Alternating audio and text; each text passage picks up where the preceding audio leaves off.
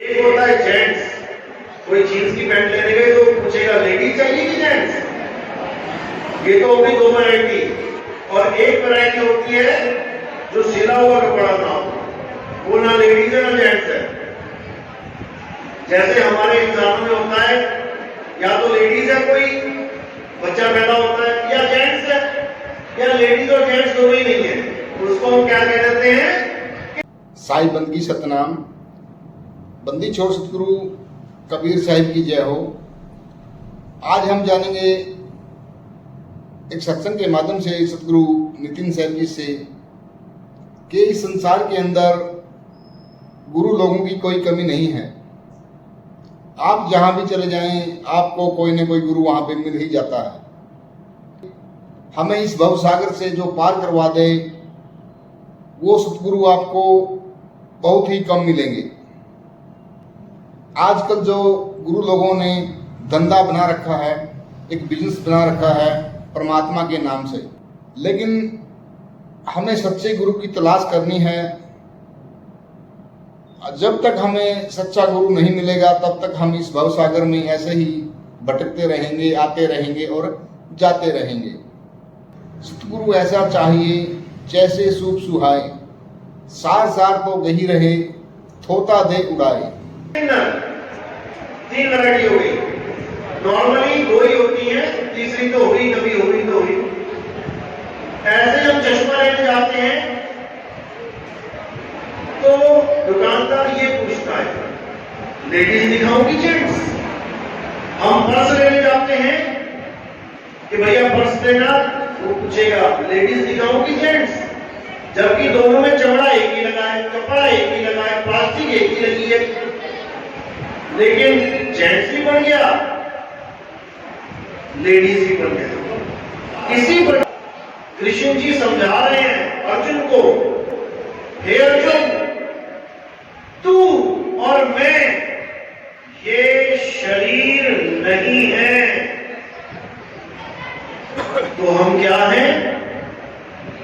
अगर हम शरीर नहीं है तो हम क्या हैं?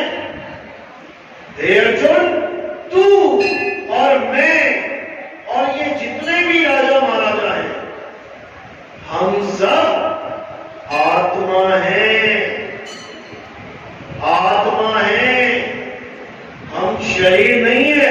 शरीर क्या है फिर? शरीर पांच तत्वों का पुतला है।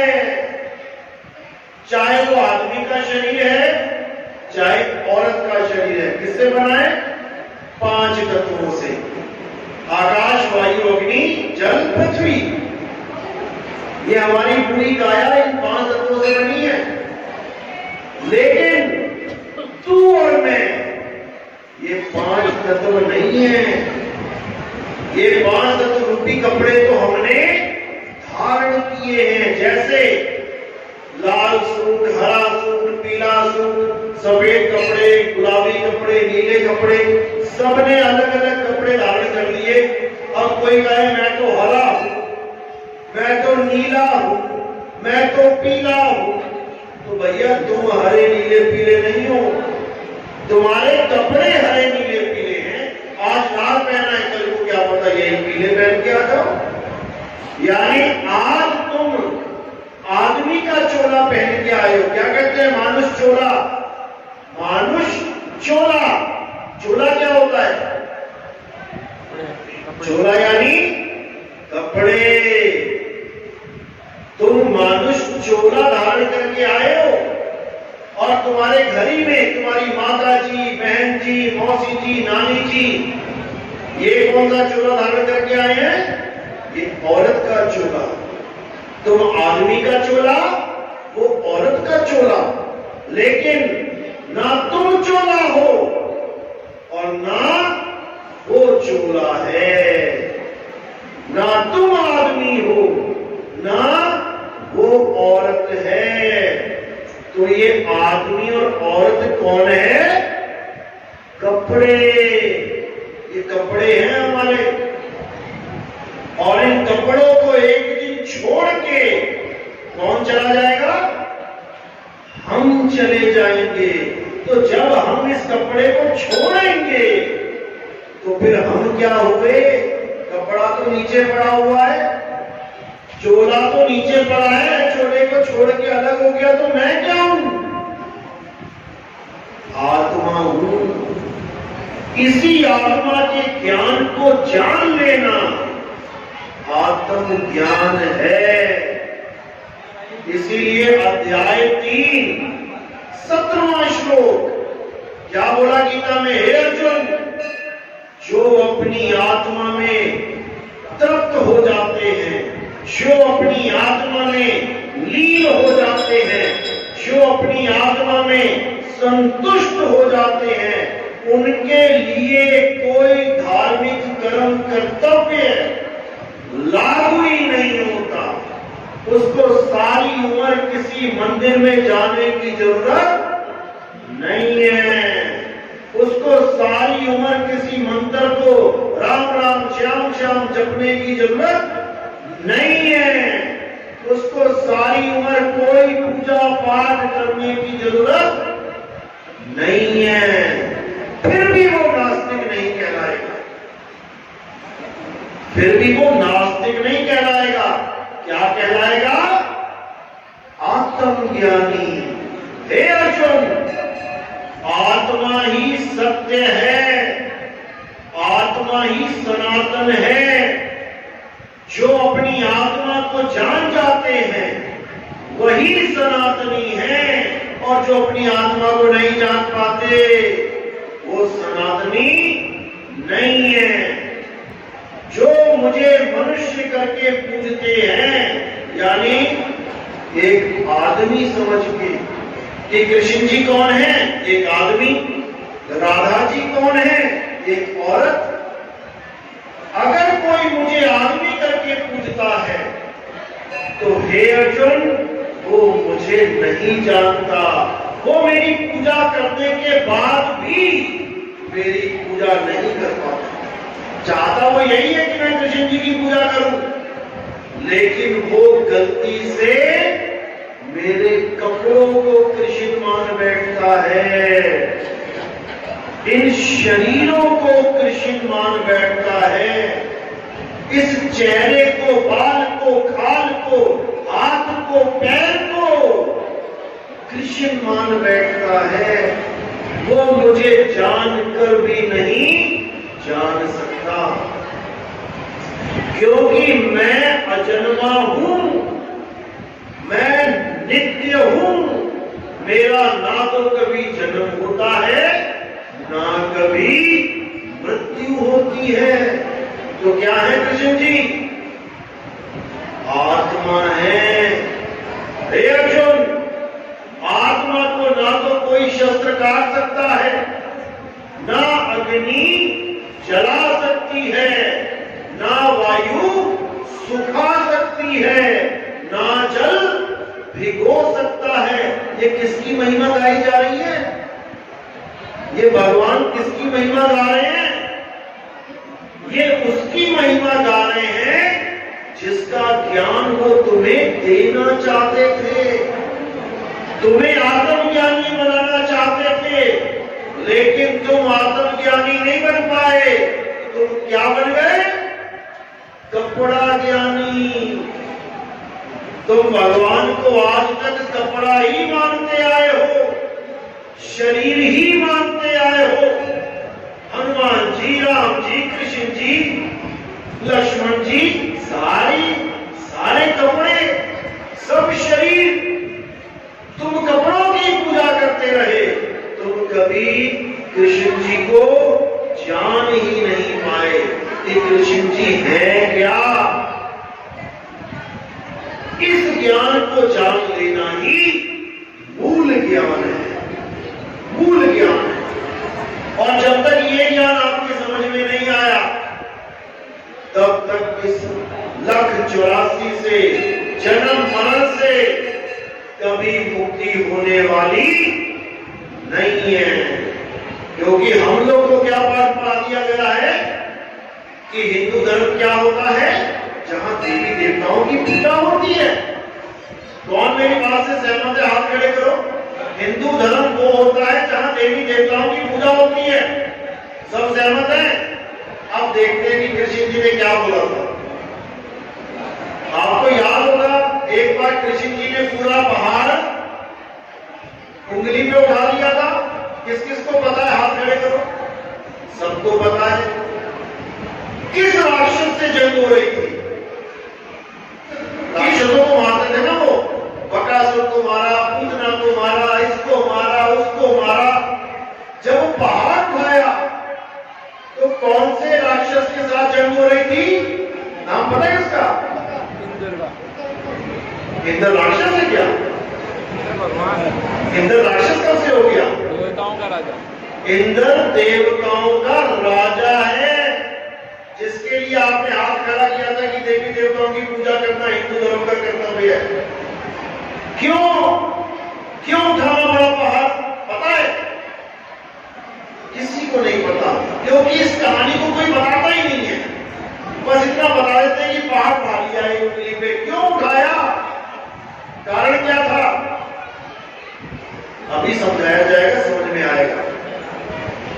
कृष्ण जी ने ये बोला था सब गोकुलवासियों को कि आज के बाद कोई भी देवी देवताओं की पूजा रोज करेगा नहीं करेगा। देवी देवताओं की पूजा नहीं करेगा। सारे चक्कर में पड़ गए, जैसे आप लोग के चक्कर में पड़े हुए इस वक्त। ये क्या हो गया? सारे चक्कर में पड़ गए।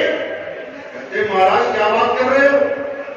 अरे हमारा धर्म है कि हम देवी देवताओं की पूजा करें। तो कृष्ण जी ने कहा नहीं, ये तुम्हारा धर्म नहीं है कि तुम देवी देवताओं की पूजा करो।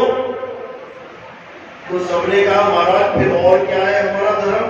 हम तो रोज पूजा करते हैं, हम बिना पूजा के रह ही नहीं सकते। यानी जो रोज सुबह उठ के घंटी बजाता है, दिया जलाता है, माता देखता है, उसको कहो कि तू पूजा छोड़ दे, उसको लगेगा यार मेरा जीवन ही बर्बाद हो गया। उसको लगेगा मेरा जन्म ही बर्बाद कर दिया तुमने। तो जब कृष्ण जी ने ये बोला कि आज के बाद देवी देवताओं की पूजा कोई नहीं करेगा, तो सबने यही बोला कि हम रह नहीं सकते बिना पूजा के। क्या करें? तो कृष्ण जी ने क्या कहा था उस पर? याद है? कृष्ण जी ने कहा कि देवी देवताओं की पूजा मैं नहीं करने दूंगा। हाँ, तुम गोवर्धन पर्वत की पूजा करो। सुना ही नहीं? गोवर्धन पर्वत का नाम सुना है? उस पर्वत की पूजा करने के लिए हामी भरवाती। ये भी कह सकते थे कि देवताओं को छोड़ो और मेरी पूजा कर दो। भाई भगवान सामने खड़े हैं, देवी देवताओं को मना कर रहे हैं पूजने के लिए, तो कुछ तो ऑप्शन देना कि चलो तुम्हारी पूजा करना है। अपनी भी पूजा नहीं करने को बोला। याद रखना इस बात को। कहीं पर भी अपनी पूजा करने को कृष्ण जी ने कभी बोला ही नहीं। तो जो सबको बोला कि गोवर्धन की पूजा करो, सारे चले गए गोवर्धन की पूजा करने।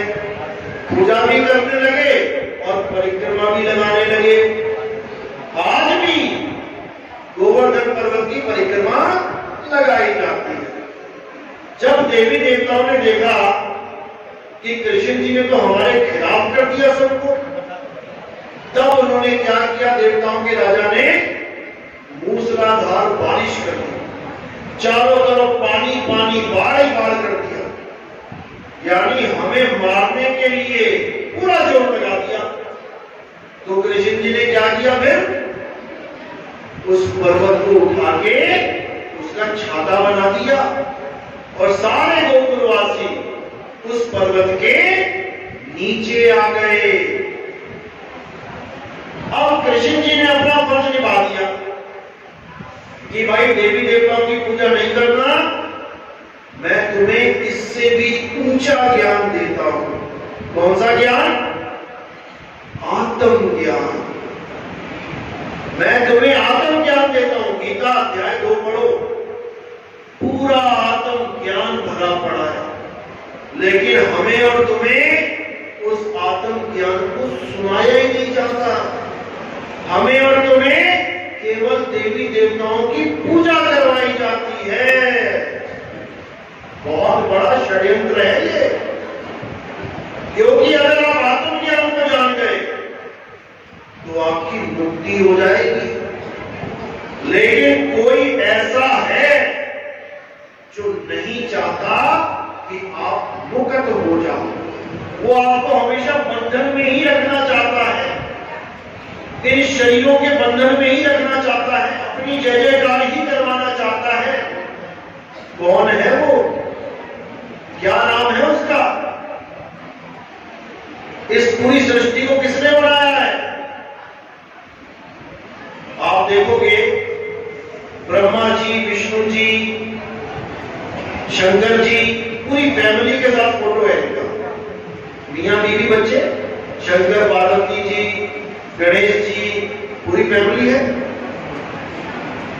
एक शेरावाली माता है जो कहा तो माता नहीं है, लेकिन कोई भी आज तक उसके पति के बारे में नहीं जानता। हमेशा अकेली मिलेगी खड़ी है शेर के साथ, कहलाती माता है, लेकिन बिना पिता के कैसे माता है? कोई भी उनके पति को जान ही नहीं पाया। ये सारी दुनिया उन्हीं ने बनाई है। क्या नाम है उसका? बोलो, सबने सुना है, सबने सुना है नाम, लेकिन जानता कोई नहीं। कौन है? अभी मैं बोलूंगा तो सब कहोगे हाँ सुनाए सुनाए, सब आप खड़े हो जाएंगे। अलग आगे निरंजन, अलग निरंजन, सबने सुना ना? किस किस ने सुना? आप खड़े करो। देखो सबने सुना, सबने सुना है। कभी किसी ने देखा कि ये कौन है? कभी इसकी फोटो देखी कि ये कौन है? आज भी तुम चले जाओ किसी भी धार्मिक पुस्तकालय में और उसको बस ये कहो कि भैया जी मुझे अलग निरंजन की फोटो दे दो, तुम्हें जीवन में नहीं मिलेगी। तुम कहो मुझे राम जी की फोटो दे दो, कृष्ण जी की दे दो, हनुमान जी की दे दो, शेरावाली माता, किसी की भी मांग लो, मिल जाएगी। लेकिन तुम जैसे कहोगे मुझे अलग निरंजन की फोटो चाहिए, वो हाथ जोड़ देगा, क्योंकि उसको भी नहीं पता कि ये अलग निरंजन कौन है, कैसा है। जब किसी को पता ही नहीं है ये कौन है, कैसा है, तो ये नाम आया कहां से? ये आया कहां से नाम? कोई तो जानता होगा इसको। रामलीला देखते हो? रामलीला, उसमें रावण कहता है थोड़ी थोड़ी देर बाद अलग निरंजन। गोरखनाथ जी का नाम सुना है? गोरखनाथ की कोई फिल्म देख लो या उनकी वाणी पढ़ो, उसमें लिखा होगा अलग निरंजन। भोले शंकर भी बैठे हुए हैं, कैलाशनाथ, वो भी थोड़ी थोड़ी देर बाद कहते हैं अलग निरंजन। कौन है? यही निरंजन इस तीन लोक का मालिक है। आकाश, धरती, पाताल, तीन लोक का मालिक है ये। और इसी ने हम सबको कैद में डाल रखा है। हम सब कैद में हैं इस वक्त। ये दुनिया एक जेल है, हम कैदी हैं इस दुनिया में। हमें ये कभी समझ में आ ही नहीं सकता कि हम कैसे इस दुनिया में आ गए और ये दुनिया छोड़ के जाएं कहां। कैसे आ गए आप इस दुनिया में? कहां से आए हो? सब भूले पड़े हैं। सबको केवल ये जन्म याद है कि हाँ मैं मम्मी के पास आई होगी, उसके गर्भ में से, ठीक है, इस घर में पैदा होगी, बस। पिछली स्टोरी बिल्कुल भुला दिया और आगे कहां जाना है ये भी किसी को नहीं पता। यही जाल है उस अलग निरंजन का। सबको पैदा किया है यहां पर और सबकी मृत्यु निश्चित की हुई है, लेकिन फिर भी ना तो कोई पैदा हो रहा है ना कोई मर रहा है। जन्म और मृत्यु किसकी निश्चित की गई है? इस काया की। तुम क्या हो? तुम हो जीवात्मा। और जीवात्मा क्या होता है? जो कभी ना पैदा होता है ना मरता है, यानी तुम अमर हो। लेकिन तुम्हें इस अज्ञान में रखा जा रहा है कि बेटा तू एक दिन मरेगा, और तुमने इसको बड़ी अच्छी तरह अपना लिया इस अज्ञान को कि हाँ हाँ मैं एक दिन मरूंगा। बस यही अज्ञान है। तो बाणी कह रही है ईश्वर अंश जीव अविनाशी। जब अविनाशी है तो मरेगा कौन? कोई नहीं मरता। इस दुनिया का सबसे बड़ा झूठ ये है कि किसी की मृत्यु होती है।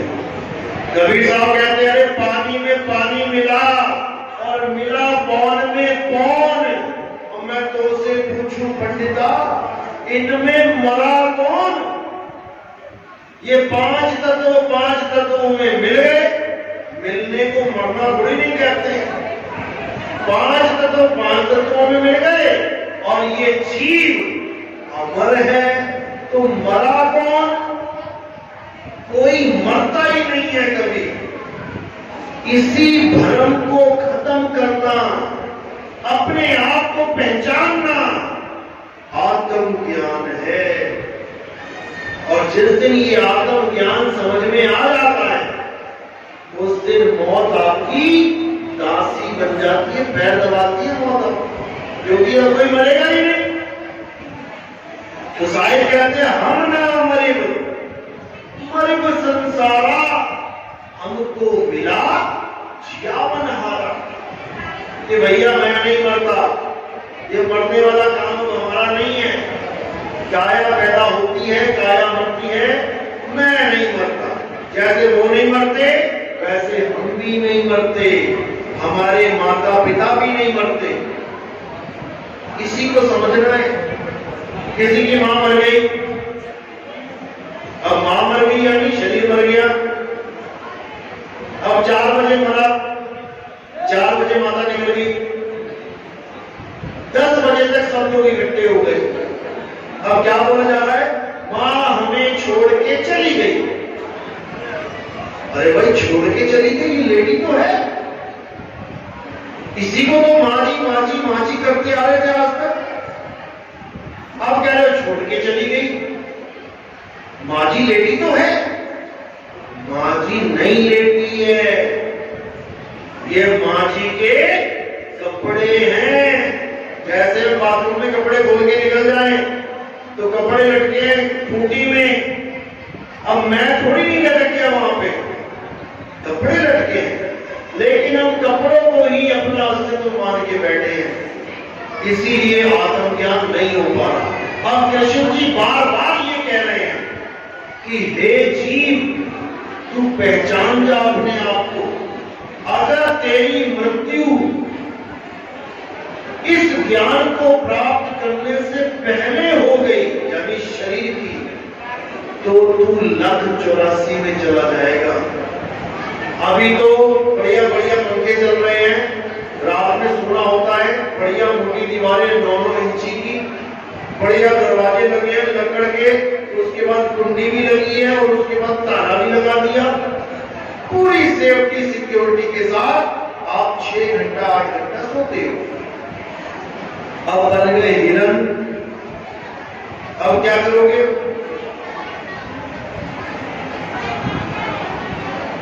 जब हिरन बन जाओगे अब वो कमरे नहीं मिलेंगे, अब जंगल में खड़े खड़े सोना पड़ेगा। बैठ के सोओगे तो भागने का मौका भी नहीं मिलेगा। कोई तेंदुआ आ गया, शेर आ गया, उसी को गर्दन मरोड़ देगा।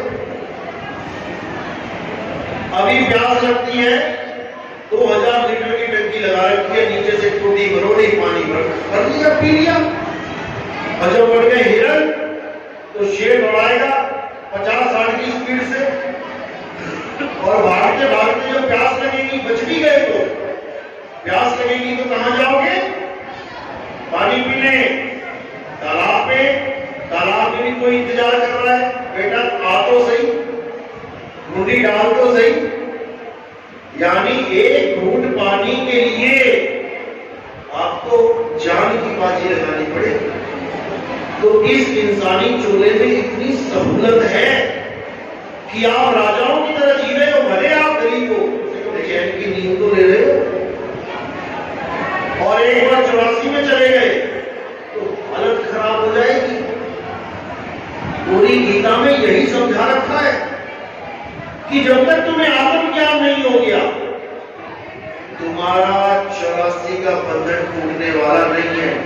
अब कोई सोचे मैं राम राम राम राम करता रहूं सारी उम्र, मैं ओम ओम ओम करता रहूं सारी उम्र, मेरी मुक्ति हो जाएगी? कभी नहीं होगी। कैसे? एक महात्मा था, ऋषि था, सारी उम्र ओम ओम राम राम, कभी गायत्री मंत्र, कभी कोई मंत्र, सारी उम्र इसी में लगा दी। नाम जपते जपते जपते बूढ़ा हो गया। अब जैसे ही बूढ़ा हुआ, मरने के करीब हुआ, उसके आश्रम में जंगल से एक हिरण आ गया, हिरण का बच्चा आ गया। अब वो महात्मा हिरण के बच्चे को घास खिलाए, पानी पिलाए, प्रेम बढ़ गया। कोई बुरा तो नहीं किया उसने, अच्छी बात है, जानवरों से प्रेम किया, हिरण को प्यास लगी, पानी पिलाया, घास खिलाई। धीरे धीरे प्रेम इतना बढ़ गया कि वो हिरण का बच्चा उसे हमेशा याद रहने लगा। अब एक दिन ऐसा आया, वो भक्ति में बैठा है, नाम जप रहा है, एकदम संदेशा आया कि अब तेरा अंत समय आ गया, चल। अब जैसे उसको लगा कि मेरी मृत्यु होने वाली है, उसका ध्यान कहां गया? हिरण के बच्चे में, कि मैंने उस हिरण के बच्चे को बांधा हुआ है, कोई शेर चीता आ गया तो भाग भी नहीं पाएगा, अरे वो बंधा हुआ है, उसको घास कौन खिलाएगा, अरे बंधा बंधा मर जाएगा। बुरी बात तो नहीं सोची, अच्छी बात सोची, किसी जीव के लिए अच्छा सोचा। लेकिन इस सोच के कारण क्या हुआ? उस ऋषि को हिरण बनना पड़ा। वो हिरण की चूल में चला गया। अब लगा भागने शेरों के आगे, जान बचा के। यानी सारी उम्र जो राम राम, जो ओम ओम, जो मंत्र जपे, बिल्कुल काम नहीं आए। नहीं तो हिरण कैसे बन जाता? नहीं तो हिरण कैसे बन जाता? भगवान का नाम लेके तो मुक्ति मिलती है, 84 में कैसे चला गया? क्यों चला गया? क्योंकि उसने अपना अंतिम समय संभाला नहीं। अंत मता सोगता, ये सबसे बड़ा फार्मूला है तुम्हारी मुक्ति का। तुम सारी उम्र गुरु का नाम लो, सारी उम्र नाम जपते रहो, और अगर अंत समय में तुम्हारा ध्यान तुम्हारे किसी पालतू कुत्ते में, या किसी मुर्गी में, या किसी मछली में चला गया, तो तुम गए काम से। बहुत बड़ा जाल है, तुम तो सारी उम्र राम राम कर भी नहीं सकते। तुम्हें तो अभी बीमार हो जाओ, सबके नाम याद आ जाते हैं। मेरे लड़के को ले आओ, मैं मरने वाली हूं, पता नहीं कब मर जाऊं, उसकी शक्ल देख। किसको ध्यान रहे हो? लड़के को। और गुरुवाणी क्या कह रही है? अंत काले जो लड़का सिमरे, ऐसी चिंता में देह मरे, सुअर जन्म दो भगवत। जो ये सोचते हैं कि मैं मरने वाला हूं, मुझे मेरे लड़के की शक्ल दिखा दो, बच्चों की शक्ल दिखा दो, वो कहां चले जाते हैं? सुअर के जन्म में। सूरी बन जाओगे। एक बार में 20-20 बच्चे पैदा कर देती है वो। 5 बार ब्याह गए तो पूरी कौरवों की कौरवों की सेना हो जाएगी। 100 बच्चों के बीच में बैठोगे जाके। ये केवल इसलिए होगा क्योंकि तुम्हें नहीं पता है कि अंत में करना क्या है। केवल इस अज्ञान के कारण तुम्हें लक्ष्य 84 में जाना पड़ेगा। अब कोई धन में उलझा पड़ा है, मेरा बैंक बैलेंस, मेरे नोट, अरे मैंने इतना सोना इकट्ठा किया, मैं मरने वाला हूं, सारा ध्यान कहां गया? सोने में। अब क्या होगा? अंत काले जो लक्ष्मी सिमरे, ऐसी चिंता में देह मरे, सर्प झुंड को बल बल उतरे। वो किसी खजाने के ऊपर सांप बन के बैठा होगा। ये केवल इसलिए हो रहा है क्योंकि तुम्हें नहीं पता कि अंत में करना क्या है। नाम नहीं जप पाओगे कि तुम सोचो कि मरते हुए राम राम निकलेगा, हाय हाय निकलेगा, अरे मर गया बचा लो, ये निकलेगा, डॉक्टर साहब बचा लो, ये निकलेगा। बस इसी को समझना है। ये दाव है तुम्हारा। अंत समय में तुमने दाव लगाना है। अगर तुम्हारा दाव सही लग गया तो तुम बाजी जीत गए। इसीलिए कबीर साहब ने बोला, गुरु गुरु में भेद है, गुरु गुरु में भाव, सोई गुरु नित बंदिए, जो शब्द बतावे ताओ।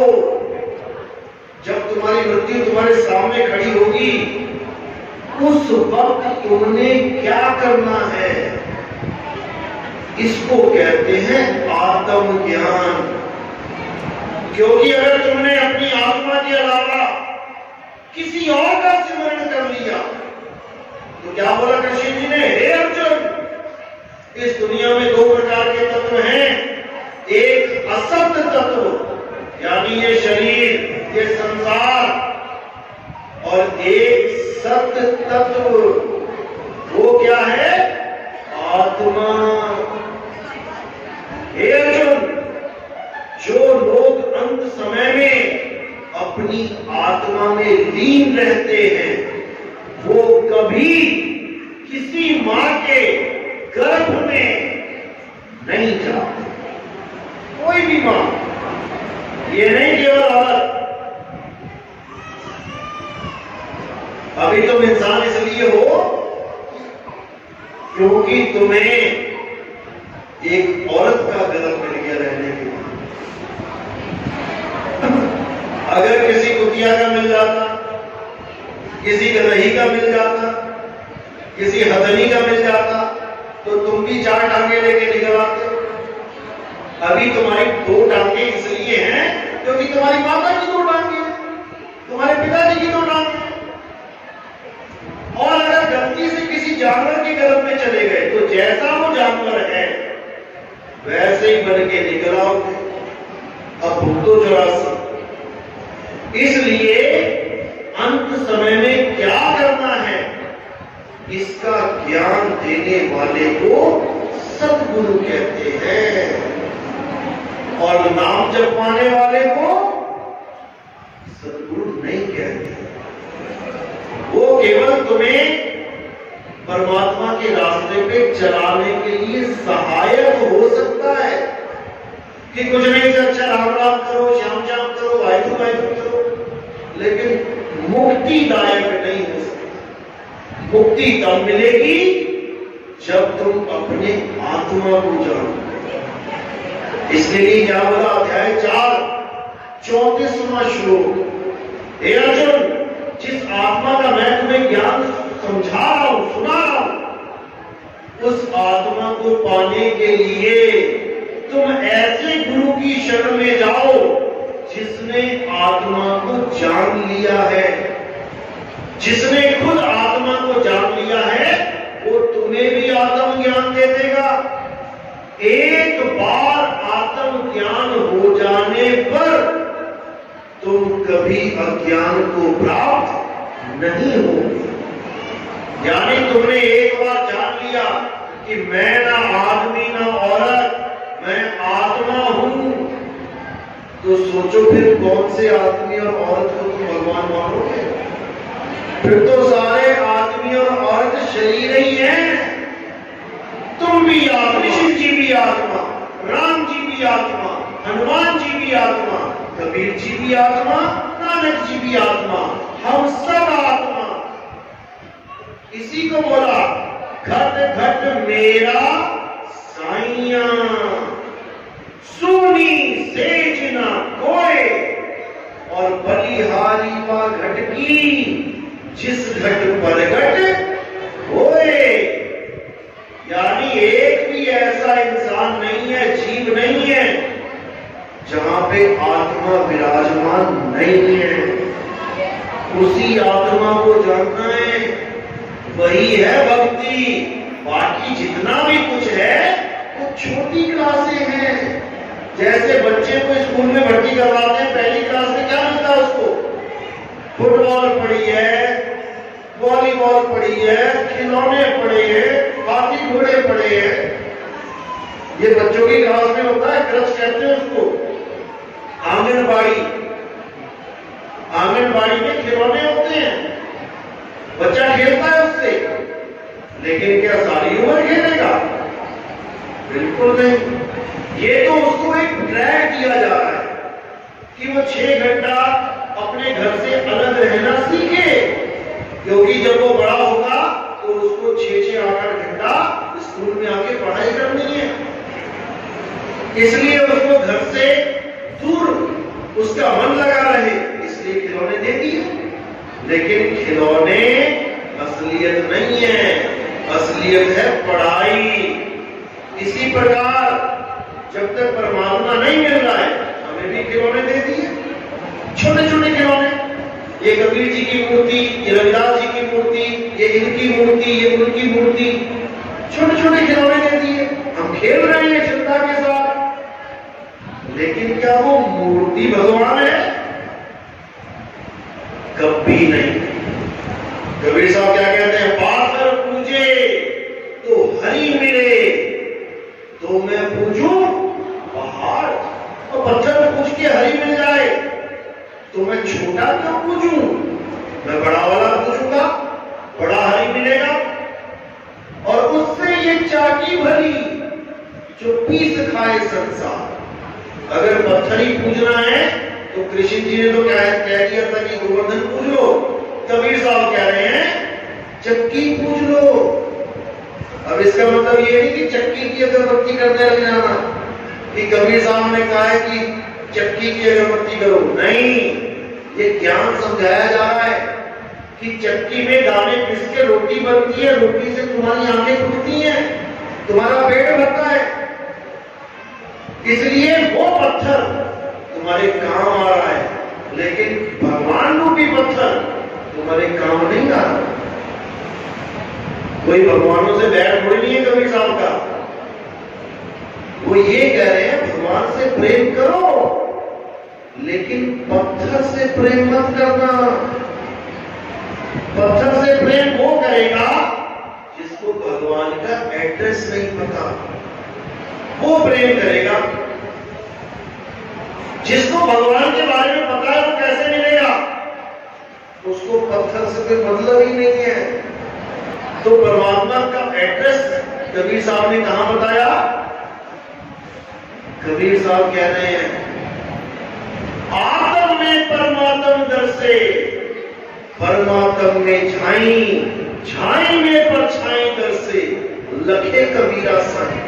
परमात्मा को ढूंढना है तो अपनी आत्मा में खोज करो। घी को ढूंढना है दूध में खोज करो। अब कोई कहे दूध में हाथ डाल के घी निकाल दूं, तो ऐसे भी नहीं निकलेगा। दूध में से घी निकालने का भी एक तरीका है उसी में, लेकिन वो हाथ डाल के या छलनी से छान के तब नहीं निकलेगा। इसी प्रकार सब में, सब आत्मा में परमात्मा विराजमान है, लेकिन बिना गुरु के वो प्राप्त नहीं हो सकता। क्यों? क्योंकि गुरु विधि बताएगा।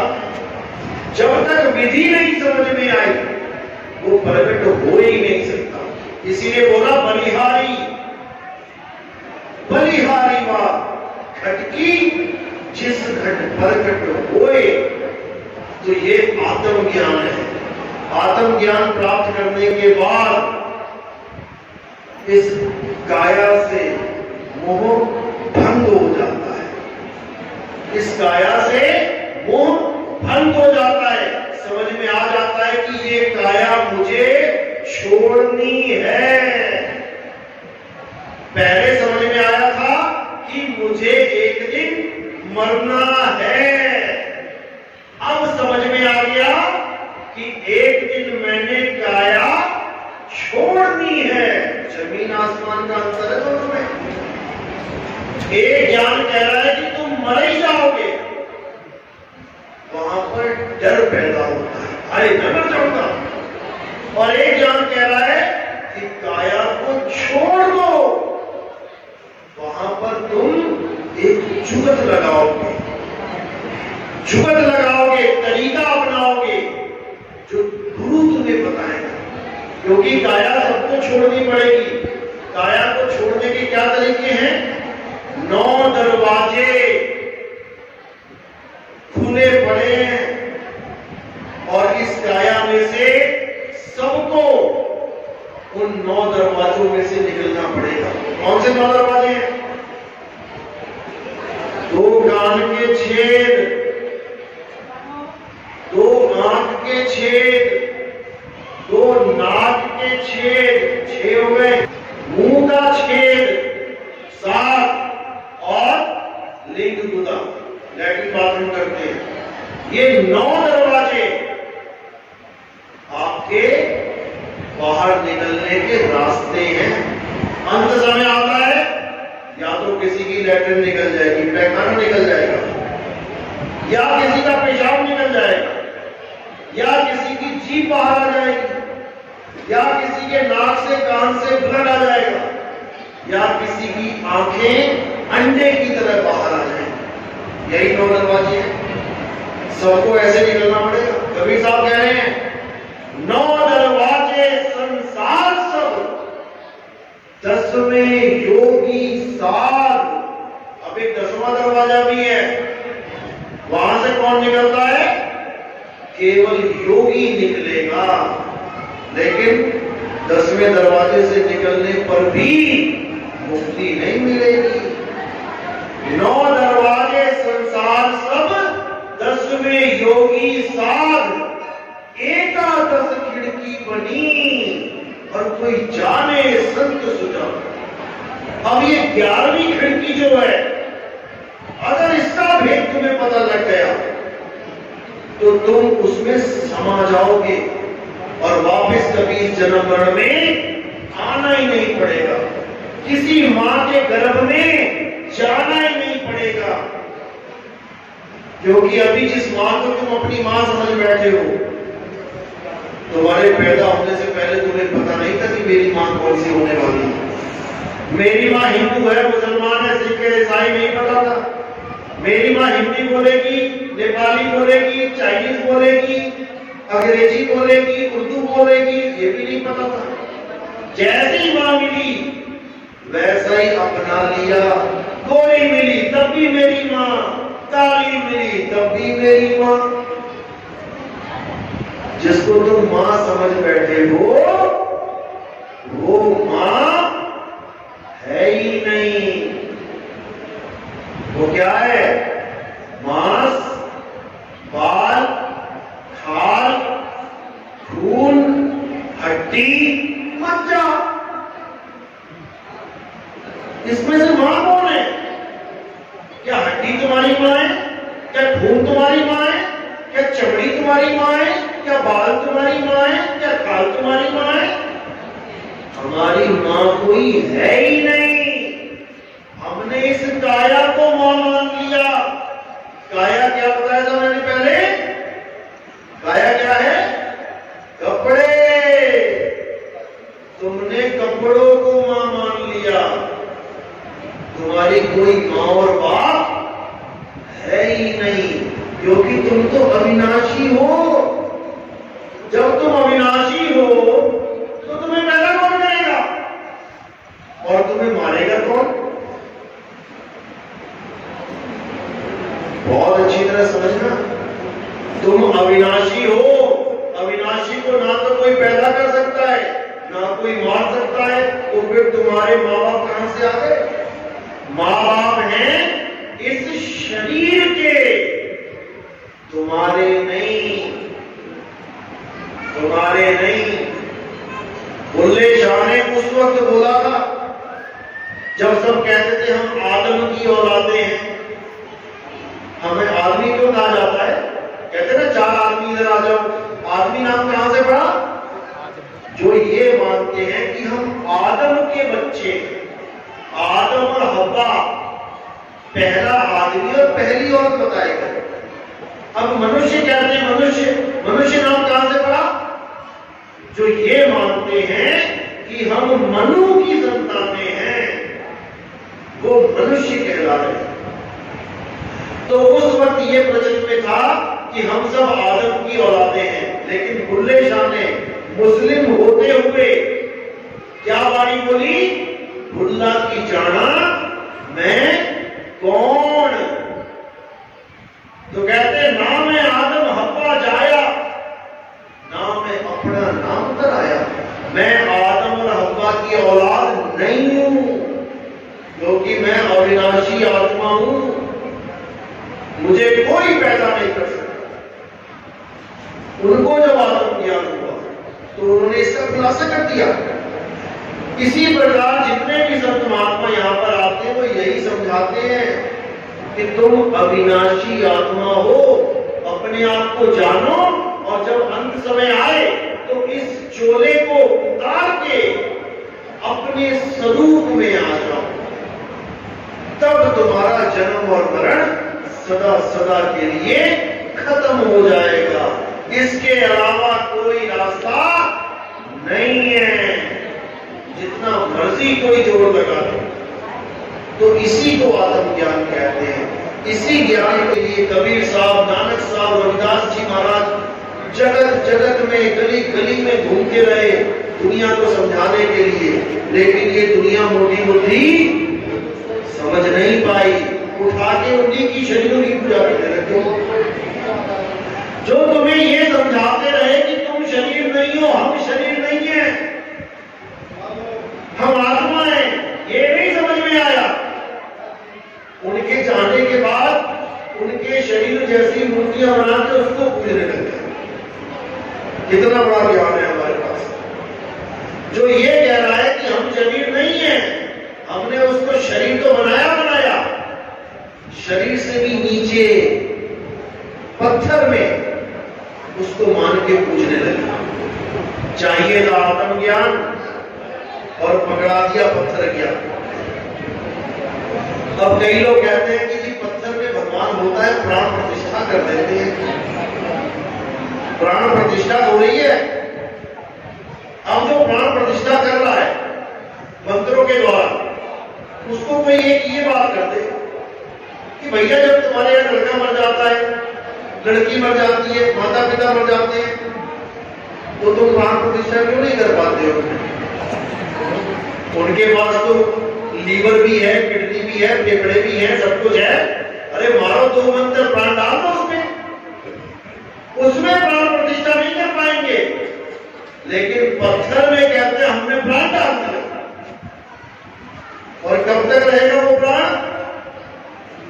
जब तक मूर्ति खंडित ना हो जाए। वो प्राण भी बड़ा पता नहीं कौन सी क्वालिटी का प्राण डालते हैं लोग, जो मूर्ति के खंडित होने पे ही खत्म हो जाते हैं।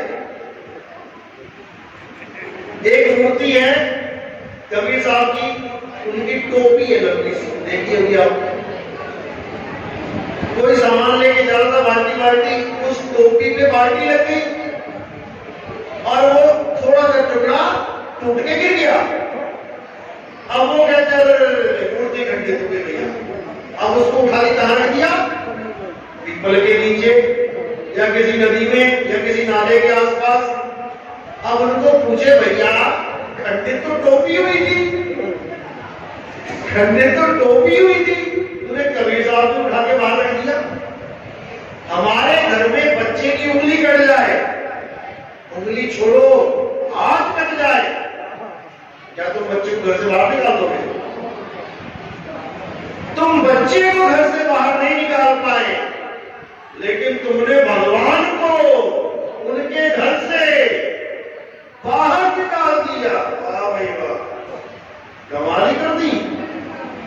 तुम अपने बच्चे को बैंडेज लगा के वापस ले आए हॉस्पिटल से, और जिसको तुम भगवान मान के पूजते रहे, तुमने उसके उठा के पीपल के नीचे रख दिया और दोबारा कभी नहीं गए हाल पूछने, दोबारा कभी हाल पूछने भी नहीं गए कि बारिश हो रही है महाराज जी छाता लगा दो, कि धूल मिट्टी पड़ रही है महाराज जी साफ कर दो। ये हाल है हमारा। क्यों है?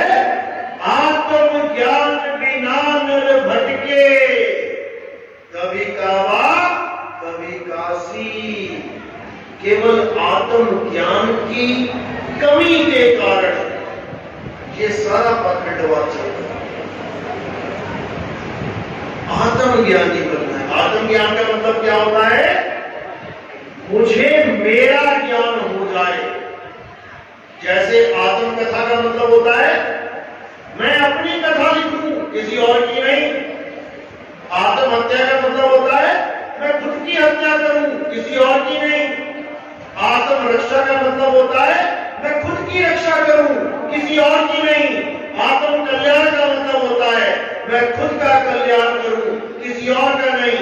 आत्मनिर्भर का मतलब होता है मैं खुद पे निर्भर रहूं, किसी और पे नहीं। इसी प्रकार आत्मज्ञान का मतलब होता है मुझे मेरा ज्ञान हो जाए, किसी और का नहीं, किसी और का नहीं। जब तक तुम किसी की भी पूजा कर रहे हो, तब तक तुम्हें आत्मज्ञान हो ही नहीं सकता। इसलिए क्या करना है? सबकी पूजा छोड़ के, क्या बोला कृष्ण जी ने उस वक्त? हे अर्जुन, सब धर्मों को त्याग के तू मेरी शरण में आ जा। मेरी शरण में आने का मतलब क्या है? उनको शरीर मान के पूजूं, उनको पत्थर मान के पूजूं। मेरी शरण में आ जाने का मतलब है इस आत्मा की शरण में आ जा बेटा। शरीरों के चक्कर में मत पड़े रहना, नहीं तो लट 84 भुगतनी पड़ जाए। यही समझाया जा रहा है, इसी को समझना। चलो आज का सत्संग यही समाप्त करते हैं। हमारे सत्संग YouTube चैनल कहत कबीर सुनो भाई साधो, नितिन दास, मेरा नाम है नितिन दास। आप ये लाइन लगाओगे साथ में, कहत कबीर सुनो भाई साधो नितिन दास, तो आपको कबीर साहब की एक पीली सी फोटो आ जाएगी। आपने उसको सब्सक्राइब करना है और हमारे सत्संग 1 नंबर से सुनते हैं, 1 2 3 4 5 करके, या मेरा नंबर दे रखा होगा बोर्ड पे, उस नंबर पे आपने एक मैसेज भेज देना है कि मुझे सत्संग भेज दीजिए। मैं आपको एक लड़ी में सत्संग भेज दूंगा, 1 2 3 4 5 करके। अब आपने कुछ नहीं करना है, वो सत्संग पूरे ध्यान से सुनते जाना है। सुनते सुनते सुनते सुनते आपको ये अनुभव होने लग जाएगा कि आप शरीर नहीं हो। ये आपको अनुभव होने लग जाएगा। आप कहोगे अरे भाई हो क्या रहा है मुझे? अपने आप को शरीर से अलग समझ में आने लग जाएगा आपको। ये हमारे सत्संगों की महिमा है, इसको सुन के देखना पूरी तसल्ली से। तो आज की जो सत्संग है, मेरी बात किस किस के समझ में आई वो हाथ खड़ा करें, थोड़ी सी भी आई हो। बहुत अच्छी अच्छी बात है। आज आपके संस्कार का बीज पड़ गया, आज खेत में बीज पड़ गया। अब कभी ऋतु आएगी, मौसम बढ़िया होगा, मालिक ने चाहा तो बरसात भी होगी और यही बीज एक दिन पेड़ बन जाएगा। तब आप पक्के सनातनी हो जाओगे, तब आप गर्व से कहोगे कि हम सनातनी हैं। देवी देवताओं की पूजा करने वाले भी सनातनी बने बैठे हैं। आत्मज्ञानी सनातनी होता है। सनातन धर्म वो होता है जिसका आदि और अंत कोई जान ही ना पाए। राम जी का आदि अंत नहीं पता क्या, त्रेता युग में आए थे। विष्णु जी का नहीं पता क्या, सतयुग में थे। कृष्ण जी का नहीं पता क्या, द्वापर में आए थे। हनुमान जी का नहीं पता क्या, त्रेता में भी थे, द्वापर में भी थे। सबका आदि अंत पता है। जिसका आदि अंत पता लग गया वो सनातन रहा ही नहीं। अब मैं पूछता हूं, आत्मा कब आई और कब जाएगी, कब पैदा हुई और कब मरेगी, बताओ जरा। इसका कोई जवाब ही नहीं है। यही सनातन है, इसी को समझना है। और जिसको सनातन समझ में आ गया वही कृष्ण जी का सबसे प्रेमी भगत है। जिसको कृष्ण जी ने गीता में कूट कूट के ज्ञान समझा रखा है, फिर कृष्ण जी का सबसे प्रिय भगत वही होगा। चलो आज का सत्संग यही समाप्त करते हैं और आगे का जो प्रोग्राम है उस प्रोग्राम को आगे बढ़ाएंगे। जो